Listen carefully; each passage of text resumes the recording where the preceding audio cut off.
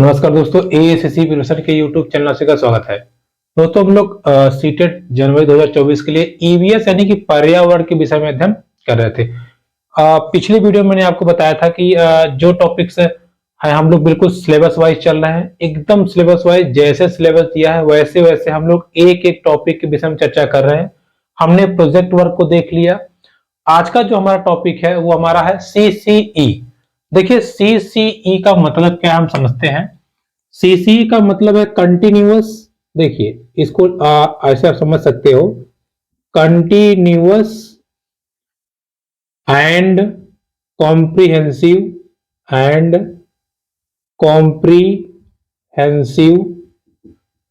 Evaluation. देखिए यानी कि सतत एवं व्यापक मूल्यांकन।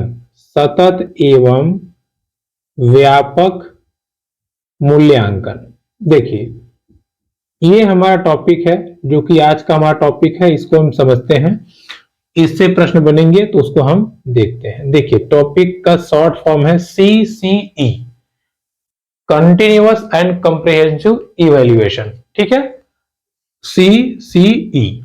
ठीक, सतत एवं व्यापक मूल्यांकन। चलिए हम समझते हैं क्या होता है। पहली चीज, मूल्यांकन की बात करें तो मूल्यांकन मीन्स ये होता है जैसे किसी बच्चे के शैक्षिक स्तर को समझना या जानना। आपने जो चीजें पढ़ाई हैं, उसको जो चीजें बताया है, वो बच्चा उन चीजों को सीख पाया या नहीं सीख पाया। अगर सीखा है तो किस लेवल तक सीखा है, आधा सीखा है, पौने, सवा, अढ़ाई, दो, मीन्स कितना सीखा है, इसको जानना। साथ ही साथ ये जानना कि ये क्यों नहीं सीख पाया या कितना तेजी से सीख पाया। इस चीज को हम क्या कहते हैं, मूल्यांकन। ठीक है, क्या कहते हैं, मूल्यांकन। तो मूल्यांकन छात्रों की कह सकते हो आपकी मानसिक स्थिति, उसका लेवल, या वो कितना पढ़ा है, कितना जानता है, इन चीजों को समझना या देखना या इससे परिचित होना ही मूल्यांकन है।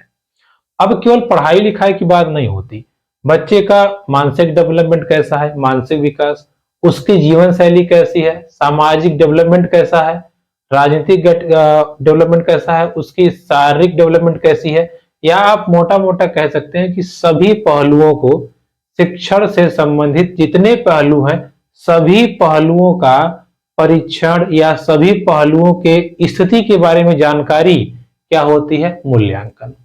अब ये जानकारी आप दो तीन प्रकार से ले सकते हो।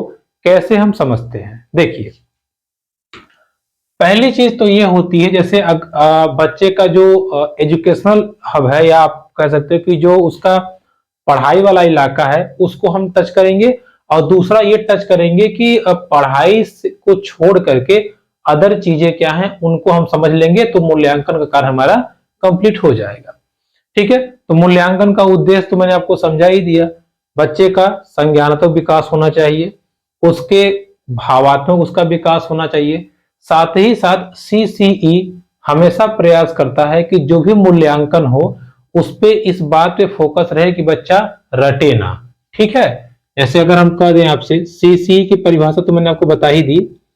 सीसीई की विशेषताओं के बारे में कहें हम, विशेषताएं। ठीक है, यानी कि ये क्यों इंपॉर्टेंट है, अगर इसको हम समझाना चाहें तो क्या कहेंगे आप। देखिए पहली चीज, ये रटंत विद्या को ये हटाता है, ये कहता है कि रटना बिल्कुल नहीं है। ठीक है, दूसरी बात ये है कि ये जीवन कौशल को बढ़ावा देता है। जीवन कौशल मतलब जीवन जीने के लिए जो भी कौशल चाहिए उनको ये इंप्रूव करता है। सामाजिक विकास पे बल देता है, सामाजिक विकास पे बल देता है। संज्ञानात्मक विकास पे बल देता है, संज्ञानात्मक विकास पे ये क्या करता है, बल देता है। साथ ही साथ उपचारात्मक शिक्षण पे ये विशेष जोर देता है। देखिए अब ये उपचारात्मक शिक्षण क्या है, इसके विषय में थोड़ा सा हम समझ लेते हैं। देखिए उपचारात्मक शिक्षण मतलब ये है, पहले आप बच्चे का मूल्यांकन कर लीजिए। मूल्यांकन करने के पश्चात आप ये देखिए कि बच्चा किस किस क्षेत्र में, जैसे मान लीजिए गणित और विज्ञान में कमजोर है, तो अदर सब्जेक्ट उसका अच्छा है, तो पढ़ाएंगे तो आप हर सब्जेक्ट, लेकिन गणित और विज्ञान पे विशेष फोकस करेंगे गतिविधि के माध्यम से, चार्ट के माध्यम से एक्स्ट्रा समय दे करके बच्चों के साथ उससे मिलजुल करके मतलब हर प्रकार से प्रयास करेंगे कि उसका गणित और विज्ञान मजबूत हो जाए। तो उपचारात्मक शिक्षण यही है कि मूल्यांकन के पश्चात बच्चे की कमियों को देखने के बाद में उन कमियों को कैसे दूर किया जाए, इस तरीके को या इस शिक्षण प्रणाली को हम क्या कहते हैं, उपचारात्मक शिक्षण। तो सीसीई के विशेषताएं हो गई। अब विशेषताएं केवल इतनी ही नहीं है, बहुत सारी हैं। जैसे अब अगर आपसे कभी पूछ ले कि बच्चा गणित में कमजोर है तो क्या सीसीई के माध्यम से शिक्षा करना अच्छा होगा या नहीं होगा? बिल्कुल अच्छा होगा। सीसीई के अंतर्गत अब समझिए सामाजिक विकास के अंतर्गत सभी पहलू आ जाएंगे, पर्यावरण से संबंध, बाहरी ज्ञान का नॉलेज और अपनी चीजों को अभिव्यक्त करना। सामाजिक मतलब एक सामाजिक व्यक्ति की जितनी क्वालिटी होती है सब की सब उसके अंतर्गत ये डेवलप करने का प्रयास करता है सीसीई। ठीक है, चलिए अब हम आगे बढ़ते हैं। अच्छा, ये कैसे डेवलप करता है? यहां पे टर्म है सतत व्यापक, सतत और व्यापक। देखिए सतत का जो मतलब होता है सतत, इसका मतलब होता है निरंतर, निरंतर या तो लगातार। और जो यहाँ पे शब्द लिखा है व्यापक, इसका मतलब होता है बड़ा क्षेत्र। ठीक है, क्षेत्र क्या हो, बड़ा हो। जैसे कि हम समझाते हैं, अब मान लीजिए कोई चैप्टर आप बच्चे को पढ़ा रहे हो, ठीक है, पढ़ाते पढ़ाते आपने 1 महीने बाद उसका परीक्षण लिया, फिर आपको समझ में आया कि जो पहले हफ्ते पढ़ा था भूल गया, अब क्या करें? तो इसीलिए सतत एवं निरंतर उसका मूल्यांकन होना चाहिए। यानी कि आप पढ़ाते रहिए, उस दौरान भी आप देखते रहिए कि कौन बच्चा कितनी गति से सीख रहा है, कौन कितना स्लो सीख रहा है, कौन जल्दी सीख रहा है और कौन कम सीख रहा है, उसको बराबर पुश करते रहिए। ठीक है, यानी कि उसको प्रेरित करते रहिए, उसको एक्स्ट्रा क्लासेस दीजिए, उसको मोटिवेट कीजिए, ये आप करते रहिए। तो ये होता है सतत मूल्यांकन। सतत मीन्स मूल्यांकन का जो भाग है या सतत मूल्यांकन जो है वो परीक्षण के दौरान या शिक्षण कार्य के दौरान ही होता है। ठीक है, और व्यापक जो है, व्यापक का मतलब ये है या व्यापक का मतलब ये है कि इसमें केवल एक पहलू नहीं, सभी पहलुओं को जोड़ा जाता है। जैसे केवल मानसिक स्तर आपको नहीं देखना है, आपको मानसिक, शारीरिक, सामाजिक, सांस्कृतिक, यानी कि बच्चे के पर्यावरणीय संबंधी, गणितीय संबंधी, विज्ञान संबंधी, भूगोल, इतिहास, बच्चे के विकास संबंधित जितने पहलू हैं सबको आप घुसेड़ दीजिए। तो यही होता है सतत एवं व्यापक मूल्यांकन। ठीक है, सतत एवं व्यापक मूल्यांकन यानी कि बच्चे के हर एक पहलू का मूल्यांकन होना चाहिए। यही क्या होता है, पर्यावरण सीसीई का उद्देश्य है या सीसीई के अंतर्गत ये आता है। क्लियर, व्यापक बात। चलिए, अच्छा, सीसीई की विशेषताएं तो हमने पढ़ लिया। अब ये मूल्यांकन हमने पढ़ लिया, हमने जान लिया कि सतत क्या होता है, व्यापक क्या होता है, सीसीई के कुछ विशेषताओं को हमने देख लिया कि हाँ इन इन पहलुओं पर सीसीई का जोर चलता है। लेकिन अब सीसीई लागू कहां होगा? देखिए, सीसीई या सतत एवं व्यापक मूल्यांकन कहां कहां हो सकता है? एक तो देखिए कहां होगा, विद्यालय में। ठीक है, एक मूल्यांकन आपका कहां हो सकता है? विद्यालय में। यानी कि विद्यालय में जो भी चीजें आपने पढ़ाई है वो बच्चे का मूल्यांकन होगा, जिसको हम बोलते हैं विद्यालयी मूल्यांकन या शैक्षिक मूल्यांकन भी इसको हम क्या कहते हैं, बोलते हैं। ये आप ध्यान रखिएगा। जैसे कि विषयगत मूल्यांकन, विषयगत मूल्यांकन मीन्स आप जो सब्जेक्ट पढ़ा रहे हो, गणित, इतिहास, भूगोल, नागरिक शास्त्र, अगर आप उससे संबंधित असेसमेंट करते हो तो वो होता है क्या, विषयगत मूल्यांकन। क्या, अच्छा मूल्यांकन तभी करें, उल्टा लग रहा है। ठीक है, देखिए मूल्यांकन, ठीक है, विषयगत मूल्यांकन। आप चाहे हिस्ट्री पढ़ाओ, चाहे ज्योग्राफी पढ़ाओ, चाहे भूगोल पढ़ाओ, चाहे मैथ पढ़ाओ, चाहे साइंस पढ़ाओ, पढ़ाने के पश्चात आप बच्चों से उसका मूल्यांकन करो, उसके बारे में पूछो, समझो, तो ये क्या होता है, आपका विषयगत मूल्यांकन जो कक्षा के अंदर होगा। ठीक है, दूसरा आपका है प्रश्नोत्तरी। अब देखिए प्रश्नोत्तरी क्या है, प्रश्न के माध्यम से भी आप मूल्यांकन कर सकते हो। ठीक है, जो चीजें आपने पढ़ाया बच्चे कहां तक उसका उत्तर दे पा रहे हैं, कहां तक नहीं दे पा रहे हैं और उत्तर क्यों नहीं दे पा रहे हैं, इन चीजों को जब आप ले लेंगे तो ये क्या होगा, स्कूली मूल्यांकन हो जाएगा। ठीक है, इसके बाद में शारीरिक ज्ञान, शारीरिक ज्ञान मतलब स्वास्थ्य संबंधी नॉलेज, शारीरिक एवं स्वास्थ्य संबंधी जो ज्ञान होता है वो भी कौन सा मूल्यांकन है, विद्यालय या शैक्षिक मूल्यांकन है। फिर उसके बाद आपका आता है कला, ठीक है, कला मतलब ड्राइंग। ये सब कौन से मूल्यांकन है, शैक्षिक मूल्यांकन है। शैक्षिक के साथ साथ अगला आता है सह शैक्षिक मूल्यांकन। अब ये सह शैक्षिक मूल्यांकन क्या है हम समझते हैं। देखिए शैक्षिक मतलब ये होता है जो बच्चे की शिक्षा व्यवस्था को सुदृढ़ करता है या बच्चे की नॉलेज को जो बढ़ाता है। अब सह शैक्षिक मतलब यहाँ पे कुछ ऐसी विशेषताएं हैं या कुछ ऐसे पहलुओं का मूल्यांकन किया जाएगा जो कहीं ना कहीं इससे संबंधित होंगे या बच्चे के नॉलेज इंप्लीमेंट से संबंधित होंगे। जैसे कि जीवन मूल्य, बच्चों को जीवन के मूल्य को समझाना, जीवन के अर्थ को समझाना, बच्चे का सामाजिक गतिविधि पे जोर देना या सामाजिक विकास पर फोकस करना सीसीई का उद्देश्य है। इसके साथ साथ आप जैसे कि खेल कूद जो कक्षा के बाहर होते हैं वो भी क्या है आपका सह शैक्षिक मूल्यांकन के अंतर्गत आने वाली गतिविधि है, ठीक है, इसको आप ध्यान रखिएगा। तो मूल्यांकन भाई हम पहली चीज तो ये है कि मूल्यांकन दो जगहों से हो सकता है। पहला कक्षा में हो सकता है जो जिसके कुछ बिंदु ये हैं, कक्षा के बाहर हो सकता है जैसे बच्चे का सामाजिक विकास, सांस्कृतिक विकास, खेल कूद के माध्यम से विकास, जीवन के बच्चों को मूल्य समझाना, जैसे आदर्श वाक्य लिखे रहते कि बच्चों बड़ों का आदर करो वगैरह वगैरह। तो ये सब भी आपको वो बाहर से ही सीखेगा, कक्षा में थोड़ी नहीं सीखेगा। जब आपने बताया और वो घर जाके जब वो अप्लाई करेगा तब लगेगा कि हाँ बच्चा कुछ ना कुछ सीख रहा है, ठीक है। तो दोनों का इंपॉर्टेंस बहुत जरूरी है क्योंकि अगर आप इसमें प्रकांड विद्वान हो गए और ये नहीं है तो बहुत नुकसान है, और इसमें बहुत ज्यादा हो गए तो ये नहीं है तब भी आपका नुकसान है। इसलिए दोनों होना जरूरी है। शैक्षिक मतलब वो जो आपके नॉलेज से संबंधित है, सह शैक्षिक मतलब जो नॉलेज में हेल्प करेगा, कहीं ना कहीं हेल्प करेगा, ठीक है। तो ये बात हो गया शैक्षिक और सह शैक्षिक मूल्यांकन के विषय में, ठीक है। अब हम समझते हैं कि सतत एवं व्यापक मूल्यांकन को हम कैसे कर सकते हैं या किन किन कड़ी पे कर सकते हैं। देखिए सीसीई यानी कि सतत एवं व्यापक मूल्यांकन दो रूपों में किया जाता है। पहला औपचारिक, औपचारिक मूल्यांकन, औपचारिक मूल्यांकन, ठीक है, औपचारिक मूल्यांकन जिसको हम लोग बोलते हैं formative, formative assessment, formative assessment. देखिए अब ये फॉर्मेटिव असेसमेंट क्या होता है इसको हम समझते हैं। ऐसा मूल्यांकन या औपचारिक मूल्यांकन या ऐसा मूल्यांकन जो कहां हो या जो बच्चे के शिक्षण के दौरान या बच्चे के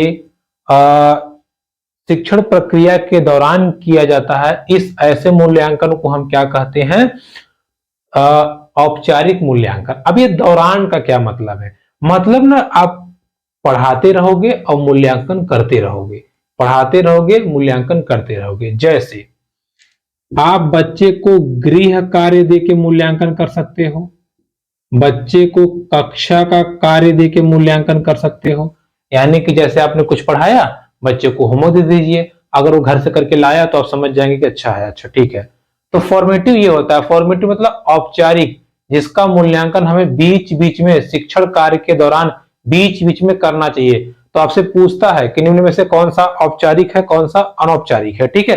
तो ये आप ध्यान रखिएगा। औपचारिक मूल्यांकन में आपका असाइनमेंट आता है, असाइनमेंट आता है, आपका परियोजनाएं आती हैं, परियोजनाएं आती हैं, आपका प्रोजेक्ट कार्य आता है, प्रोजेक्ट कार्य आता है। ये सब ऐसे काम है जो फॉर्मेटिव असेसमेंट, फॉर्मेटिव असेसमेंट मतलब होता है शिक्षण प्रक्रिया के दौरान बीच बीच में जो मूल्यांकन होता है उसे हम कहते हैं औपचारिक मूल्यांकन, ठीक है। औपचारिक मूल्यांकन या आप मोटा मोटा कह सकते हो कि फॉर्मेटिव असेसमेंट उसको हम कहते हैं, ठीक है। इसको आप ध्यान रखिएगा। जैसे आप गृह कार्य देके आप शिक्षण प्रक्रिया के दौरान बीच में मूल्यांकन कर सकते हो, कक्षा कार्य देके कर सकते हो, असाइनमेंट देके कर सकते हो, परियोजनाएं और प्रोजेक्ट कार्य। अगला हमारा है अनौपचारिक, अनौपचारिक मूल्यांकन, या इसको कहते हैं योगात्मक मूल्यांकन, योगात्मक मूल्यांकन यानी कि समेटिव, ठीक है, समेटिव असेसमेंट। ठीक है, इसमें देखिए क्या होता है, इसमें प्रश्न पत्र के माध्यम से मूल्यांकन होता है। ठीक है, प्रश्न पत्र यानी कि अब यहाँ पे छोटे छोटे पहलुओं मूल्यांकन नहीं होगा, पूरे पहलू को एक साथ मिलाकर के एक प्रश्न पत्र के माध्यम से मूल्यांकन होगा। विशेष ध्यान रखे रहिएगा, ये मूल्यांकन या फॉर्मेटिव मूल्यांकन, दोनों मूल्यांकन विद्यालयी स्तर पर होते हैं। विद्यालय ही पेपर बनाएगा। हाँ, पेपर का जो पैटर्न है वो जैसे बोर्ड का पैटर्न रहता है उस पर आधारित रहेगा, लेकिन दोनों के दोनों मूल्यांकन विद्यालय स्तर से ही होते हैं, इसको ध्यान रखिएगा। ठीक है, विद्यालयी स्तर से ही समेटिव और फॉर्मेटिव दोनों के दोनों मूल्यांकन होते हैं। फॉर्मेटिव मूल्यांकन मतलब शिक्षण प्रक्रिया के दौरान बच्चे की शैक्षिक गति को, शैक्षिक स्तर को जानना ही क्या है, फॉर्मेटिव मूल्यांकन या औपचारिक मूल्यांकन। और शिक्षण के अंत में परीक्षा के माध्यम से जो मूल्यांकन किया जाता है उसको हम क्या कहते हैं, उसको हम कहते हैं अनौपचारिक मूल्यांकन या समेटिव असेसमेंट। ठीक है, अब देखिए ये पूरे के पूरे मूल्यांकन में हम तीन चीज को नोटिस करते हैं। पहली चीज देखिए, जब हम शिक्षण कार्य कराते हैं यानी कि जब हम बच्चे को पढ़ाते हैं शिक्षण कार्य के दौरान, देखिए शिक्षण कार्यों के दौरान, अब देखिए शिक्षण कार्यों के दौरान जब हम बच्चे पे नजर रखते हैं कि बच्चा कितना सीख रहा है, कौन बच्चा पीछे है कौन आगे है, इसको आगे कैसे ला सकते हैं, उसको पीछे कैसे ला सकते हैं, तो इन चीजों को यानी कि सीखने के दौरान जो हम आकलन करते हैं उसे हम कहते हैं सीखने के लिए आकलन। क्या कहते हैं, सीखने के लिए आकलन। अब कौन बच्चा किस गति से सीख रहा है, यानी कि मूल्यांकन के रूप में जब हम आकलन करते हैं तो उसे हम कहते हैं सीखने के रूप में आकलन, सीखने के रूप में आकलन। कुछ विशेष अंतर आपको समझ में नहीं आएगा, आ जाएगा। देखिए, जब पढ़ाने के दौरान हम आकलन करते हैं उसको कहते हैं सीखने के लिए आकलन, सीखने के लिए आकलन। लेकिन जब हम ये देखते हैं कौन बच्चा कितना तेजी से सीख रहा है, कौन कितना कम सीख रहा है, किसकी गति बहुत तीव्र है, किसकी गति स्लो है, किसको हम कैसे बढ़ा सकते हैं, किसको हम कैसे कम कर सकते हैं, तो ये होता है हमारा सीखने के रूप में आकलन।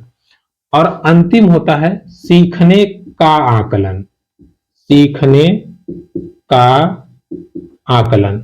सीखने का आकलन मतलब यह है लास्ट में पूरे रिजल्ट के बाद आपको क्लियर हो जाएगा कि कहां कहां इस आकलन में त्रुटि हुई है या कहां कहां हमें सुधार करने की जरूरत है। तो ये होता है सीखने का आकलन। क्लियर। अब देखिए इस टॉपिक से क्वेश्चन आपको कैसे बनाएगा वो हम प्रश्न पत्र में देखेंगे। मेन टॉपिक आपका जो था यही है, थीम जो था वो यही है। ठीक है, तो ये हमारा क्या हो गया, CCE। अब देखिए जो अगला हमारा टॉपिक है उसके विषय में चर्चा कर लेते हैं। अगला जो हमारा टॉपिक है वो है शिक्षण अधिगम सामग्री। देखिए शिक्षण अधिगम सामग्री बिल्कुल एकदम टॉपिक वाइज, कुछ भी आपको छोड़ेंगे नहीं, या शिक्षण सामग्री। ठीक है, शिक्षण सामग्री ऑब्लिक करके सहायता लिखा हुआ है, तो ये खास तो नहीं है, बस शिक्षण अधिगम सामग्री को समझिएगा।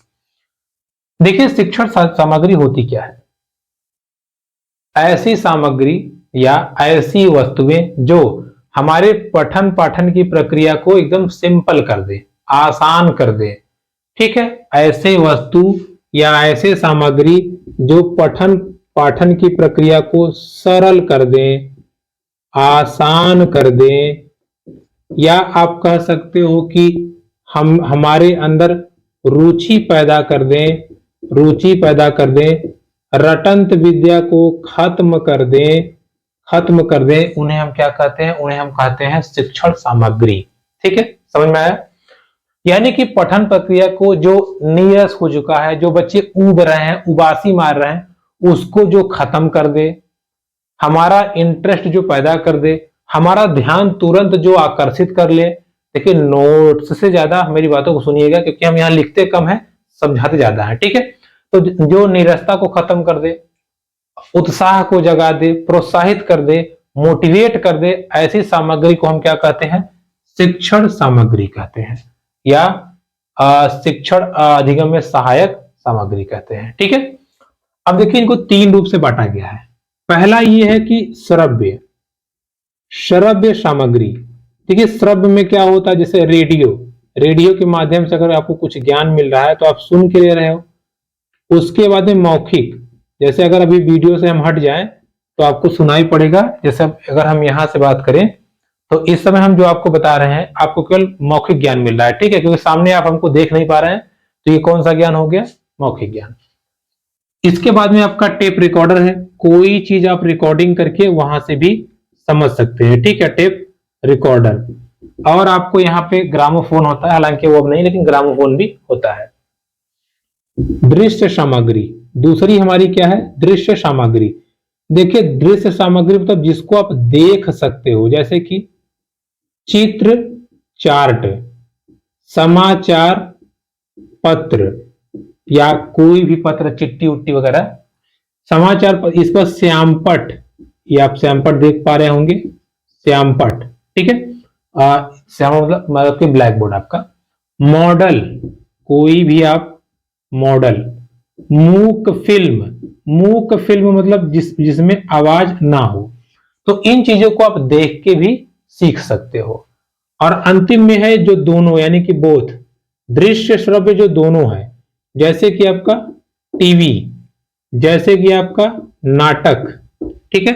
तो टीवी और नाटक के माध्यम से आप सुनते भी हो चीजों को, देखते भी हो, और आपको नॉलेज गेन होती है। जैसे रामायण वगैरह का जब पाठ होता है तो उससे आपको कुछ तो समझ में आता है कि हाँ हनुमान जी ने ये किया था, राम जी ने ये, सीता जी ने, रावण ने ये किया था, इसलिए वो मारा गया था। तो बगैर कहीं पढ़े लिखे भी बच्चे को नॉलेज वो आ जाएगी, केवल देख के और सुन के, ठीक है। बाकी टीवी का रोल तो आप जानते ही हैं। तो देखिए ये था हमारा शिक्षण सामग्री वाला टॉपिक, छोटा टॉपिक है। शिक्षण सहायक सामग्री का बहुत छोटा टॉपिक है।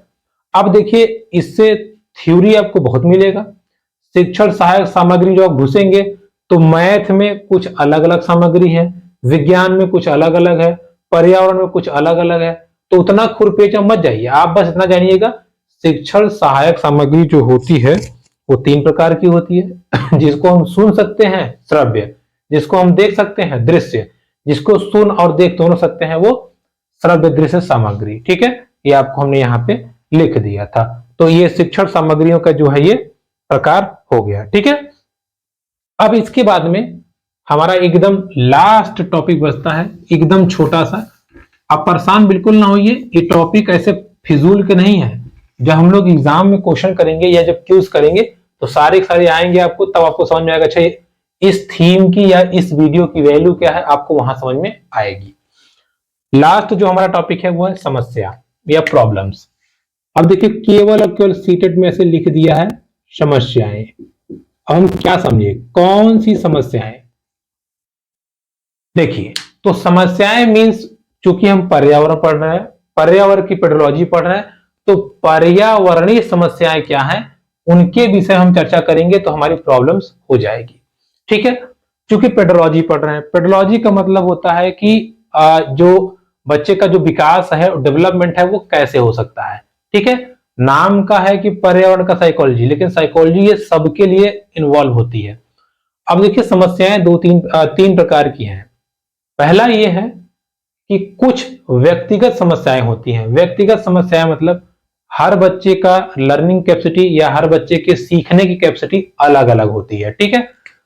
क्या होती है? अलग अलग। इसको हम कहते हैं व्यक्तिगत समस्या, व्यक्तिगत समस्या, ठीक है। व्यक्तिगत मतलब कोई बच्चा बहुत तेजी सीखता है, कोई स्लो सीखता है, कोई सीखता ही नहीं है, तो ये व्यक्तिगत समस्या हो गई। फिर उसके बाद में दूसरी आती है हमारी सामाजिक समस्या। सामाजिक में आपका इसे हम पारिवारिक ले लेंगे। सामाजिक समस्या मतलब उसकी इकोनॉमिकल कंडीशंस कैसी है। हो सकता है बच्चा पढ़ना चाहता हो लेकिन अपने घर की वजह से पढ़ नहीं पा रहा हो। इकोनॉमिकल के बाद में हो सकता हो जिस परिवेश में है वहां पढ़ाई का बिल्कुल माहौल ही नहीं है, तो ये सामाजिक हो गया। विद्यालय में बच्चा आ रहा है, उसको मार पीट के भगा दिया जा रहा है, तो उससे भी वो सीख नहीं पाएगा। तो ये भी सीखने सिखाने की प्रक्रिया में एक प्रॉब्लम के अंतर्गत आते हैं। ठीक है, तो व्यक्तिगत हो गए, सामाजिक हो गए, और एक आपका पारिवारिक है जिसको हमने सामाजिक में ही निपटा दिया। और रही बात प्रॉब्लम्स की, प्रॉब्लम्स मतलब पर्यावरण के दृष्टिकोण से जितनी भी चीजें हैं जो पर्यावरण को डिस्टर्ब कर रही हैं, वो सब कहीं ना कहीं प्रॉब्लम्स में आते हैं। तो उसको हम लोग क्वेश्चन के माध्यम से निपटा देंगे, उसके लिए बिल्कुल परेशान ना होइएगा। तो दोस्तों, आज हम लोग की सीटेट ईवीएस की पेडोलॉजी की 15 नंबर की क्लास समाप्त होती है।